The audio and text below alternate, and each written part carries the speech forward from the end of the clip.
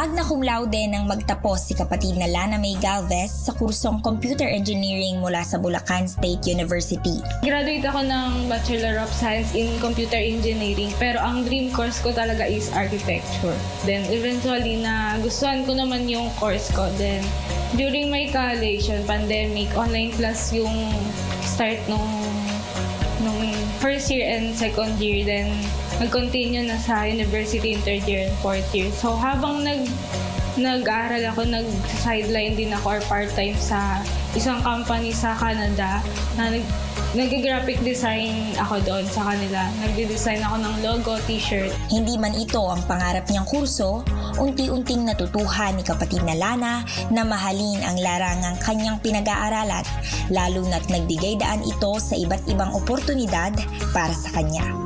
Currently, isa akong CRO designer sa isang digital marketing agency sa Singapore, which is a CRO designer ako na nagdi-design ng landing page and ng website. Yung pag-graphic design ko before, nakatulong siya kasi dahil sa creative side and also yung sa pag-communicate sa clients.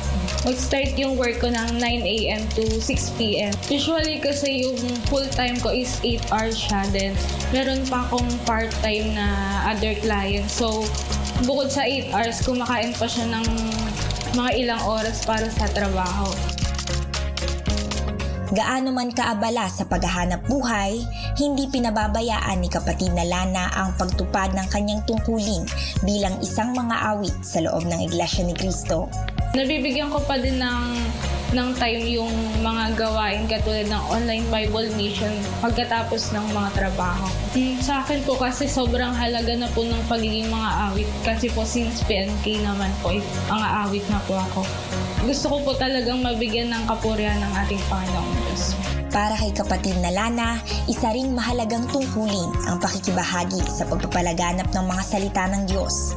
Kaya naman ang isagawa sa lokal ng Bulacan na siyang kanyang kinabibilangang lokal ang pamamahayag ng mga salita ng Diyos, sinamantala niya ang pagkakataon upang imbitahan ang kanyang kaibigan sa pagnanais na ito man ay makaunawa ng mga aral ng Panginoong Diyos na itinataguyod ng mga kaanib sa Iglesia ni Cristo. Bilang mga awit po, mahalaga po sa akin ang aking tungkulin at ang pakikiisa po sa pamamahala at sa mga pamamahayag upang makapagbigay po tayo ng kaluguran sa ating Panginoong Diyos. Lahat po ng sagot kanina, nakabatay po sa Biblia po lahat. Pag ako po ay na-invite ulit, makikinig po ulit. Guminawa po kasi yung iba po nalinawanan po lahat. Marami pang mga kapatid at may tungkulin dito sa lokal ng Bulacan na patuloy na nagsisikap na maibahagi sa ibang tao ang tunay na pananampalataya.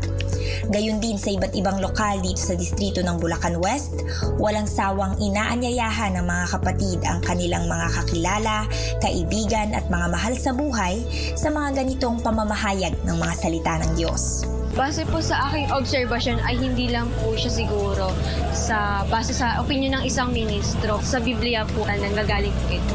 Anumang karangalan ang mata mo ni kapatid na Lana, ang pinakadakilang karangalan pa rin para sa kanya ay ang kanyang pagiging Iglesia ni Cristo. At dahil ikinararangal niya ang kanyang pananampalataya, walang anumang schedule ang makahahadlang sa kanya upang ibahagi ito sa iba sa layuning sila rin ay makaunawa ng dalisay na ebanghelyo alang-alang sa lalo pang kapulihan ng Panginoong Diyos. Hindi ko po kasi pinapabayaan yung tungkulin ko sa Panginoong Diyos dahil una sa lahat, siya naman po nagbigay ng hanap buhay at trabaho po sa akin. Kahit anong mangyari, unahin pa din ng Panginoong Diyos.